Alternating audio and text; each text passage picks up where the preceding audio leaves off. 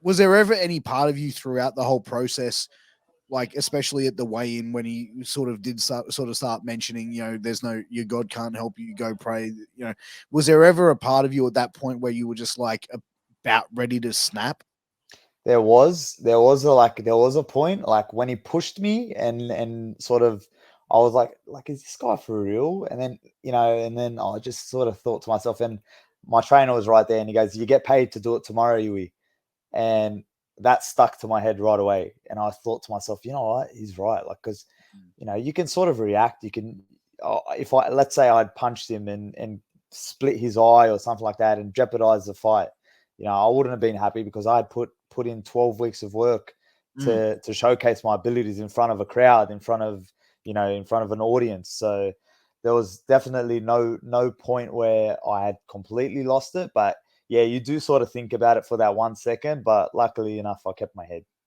But I think that that's the difference between a professional and someone who is not a professional. You know what I mean? Because like you see athletes, I think, and even celebrities for the longest like time, they're gonna run into people, and like whether it's a fellow competitor or even if it's just like some like schmo off the street. It's like, oh, there's Uwee Dib the boxer. How funny would it be if I could get him to react and like Yeah, throw a punch? definitely. You know what I mean? Or like certain shit like that, where it's like I take my hat off to people like that, man, because it's like to be able to sit there and cop that shit and like, you know what I mean? And to be able to remain calm, cool, collected, bro. I don't know if I could be calm in that situation. So I take my hat off to people that are able to do that because it's like that's a big thing to be able to do.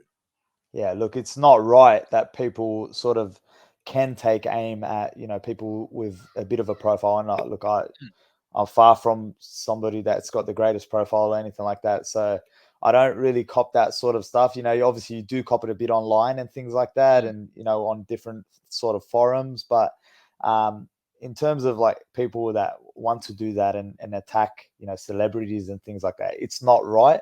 But it Mm. just comes with the territory. Like if you're sort of in a higher position, of course people are going to try to bring you down. Like that's something that I've known for a long time, and been Mm. lucky enough to witness my brother Billy's career and see how he's sort of dealt with, you know, criticism, negativity, Mm. and I've taken a real leaf out of his book in certain things, and okay, I like how he reacts to these certain situations, and then other situations where I know he doesn't react so well, where I know that it's sort of getting to him a little bit, and he sort of gets agitated by it.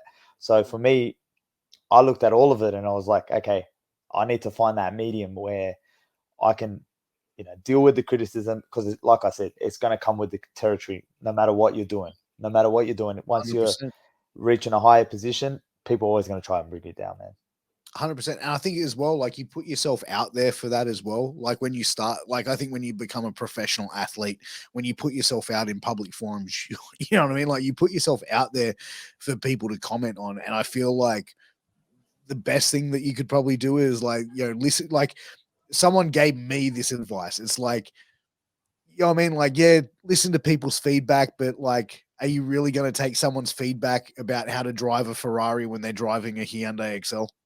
Yeah, it's a Yeah, great you point. know what I mean? Like Yeah, it's no, kind of like listen to that's the a great feedback point. that's relevant that people that have like have an understanding of like what you are trying to do or have achieved at what you're trying to achieve in. That's the advice that you really want to go for, right? Yeah, that's like I said, that's where I'm very, very lucky to have been there throughout my brother Billy's career.